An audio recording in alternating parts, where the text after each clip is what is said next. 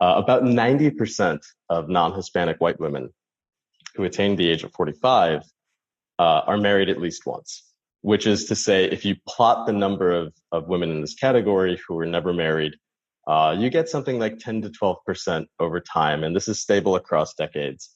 Right. And if you would include other races, you would just get, the same sort of, hey, the curve is the same, but the y-intercept is different, that whole thing. So it's just easier to use non-Hispanic white women. There's still the majority of women for now in the United States. Yeah, the thing is, though, the curves for never married women in all of the other age brackets, 10 years from now, all of the women who are in their 30s will be women in their 40s if they live to be 40. All of the women who are in their 40s 10 years ago were women in their 30s.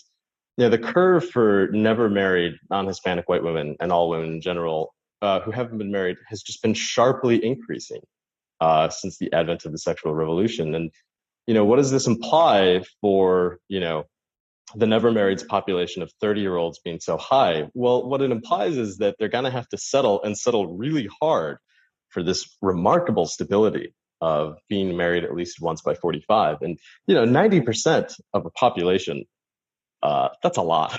The 10% or so of women who aren't married by 45 over decades and decades and decades, you're getting into the jail population, you're getting into physical deformities, you're getting into mental retardation, drug addicts. This is, these are women in a bad place. If you had told someone in the 1950s that something like 45% of women or whatever, between the ages of 25 and 35 would be unmarried, they would have been shocked. As late as 1980, the mean age of marriage for women was 22. 1980 was not, we know people who were born in 1980, they're walking around, and it wasn't so long ago. There's music and movies that we consume from that era.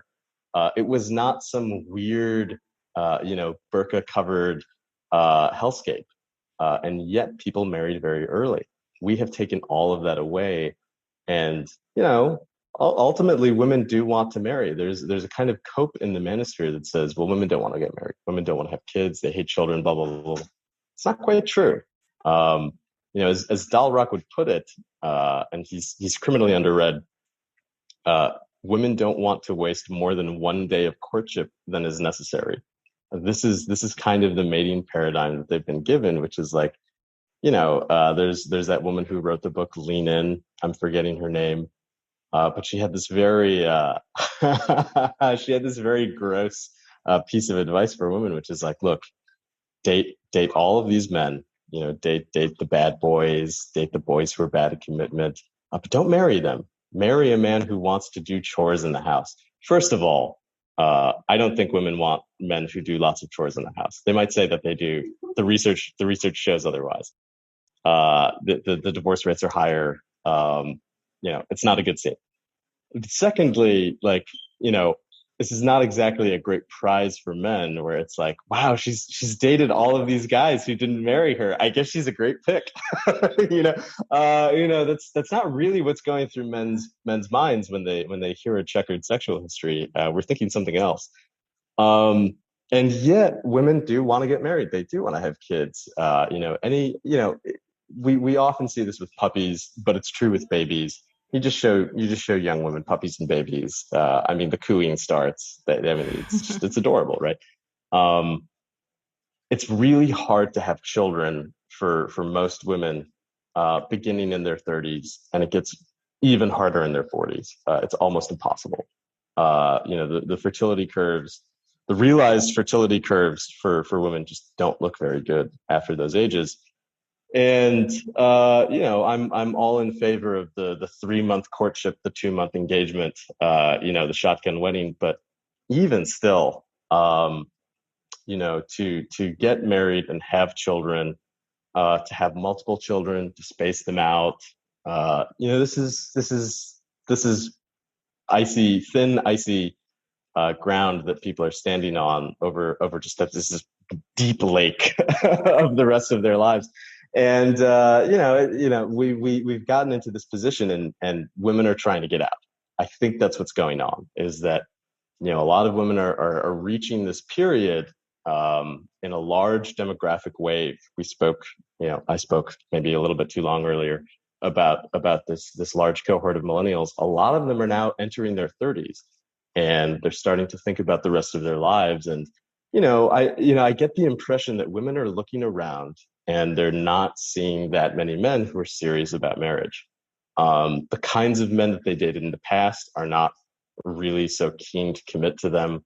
They're either dating younger or they're still just dating, different women in no hurry to marry.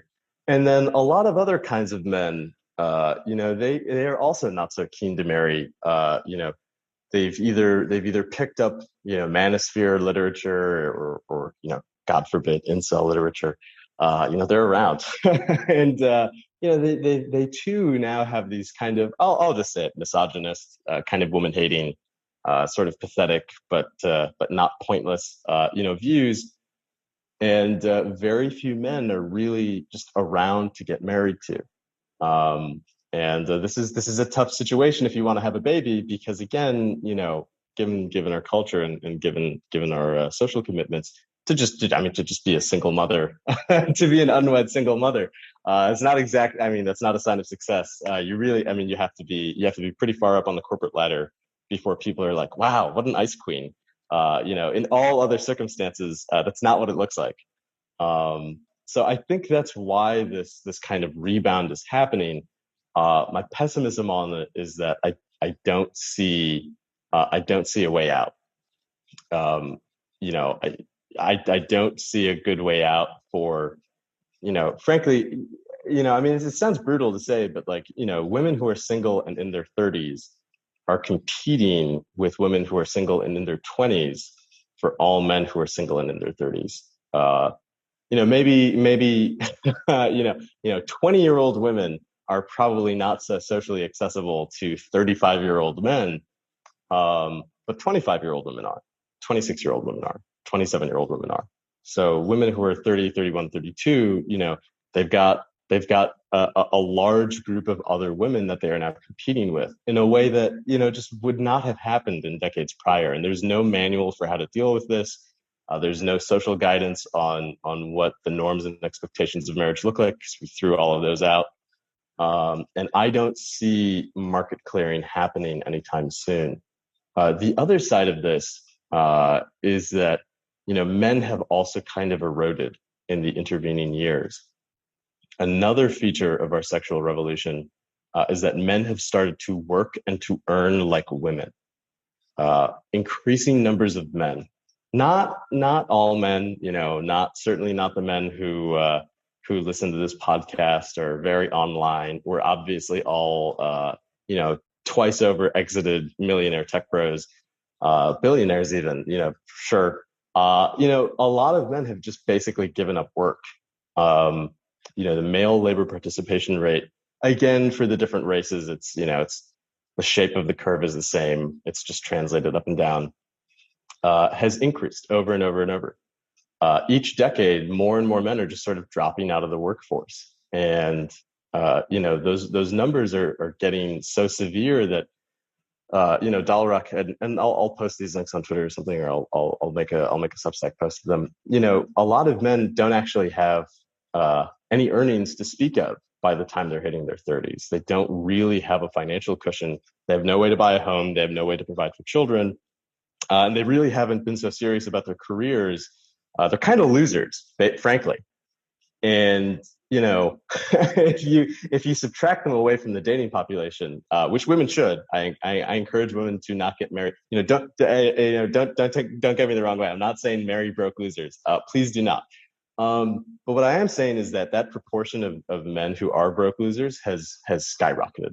It's just a large portion of men now who are completely unfit for being husbands and even more so for being fathers.